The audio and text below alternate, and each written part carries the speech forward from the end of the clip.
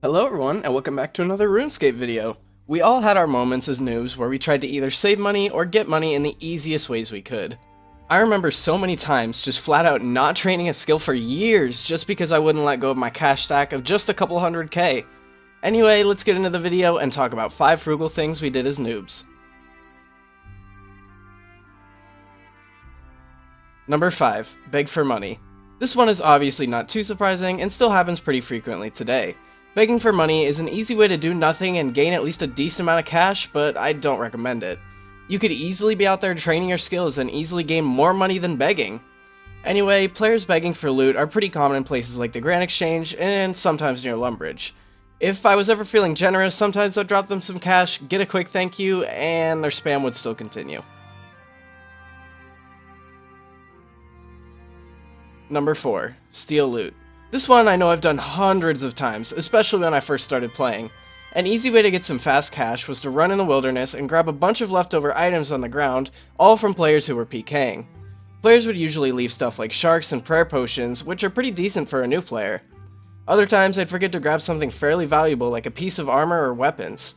To be honest, back when PKing was thriving in RS3, it wasn't a bad way to make money. Even today in old school this method still works.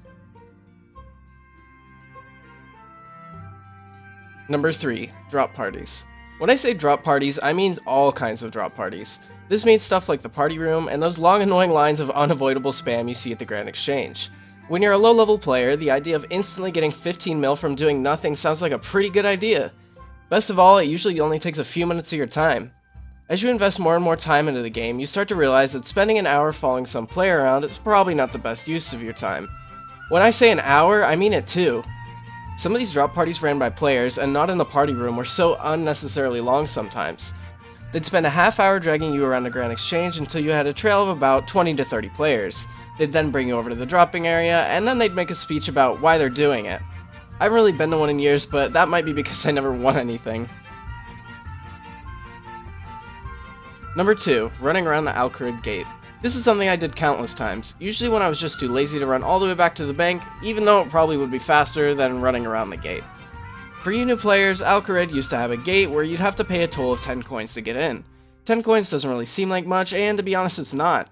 In some cases I would just kill the nearby goblins and hopefully get enough coins to pass, but usually this would take longer than just running around.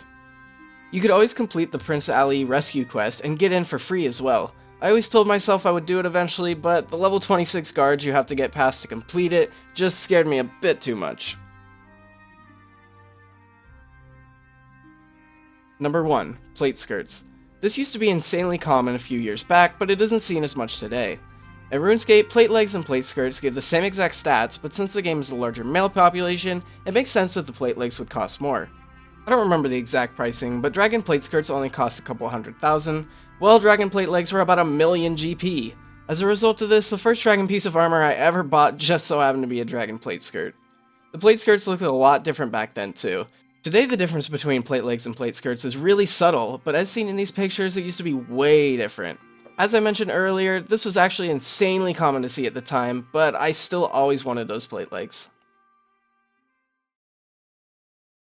That's all I have for this video, but if you'd like to see more top 10s, then don't forget to drop a like below. For more content from me, subscribe to my gaming channel, follow me on Twitter, and lastly subscribe here for more RuneScape content. Thank you for watching, and I will see you next time.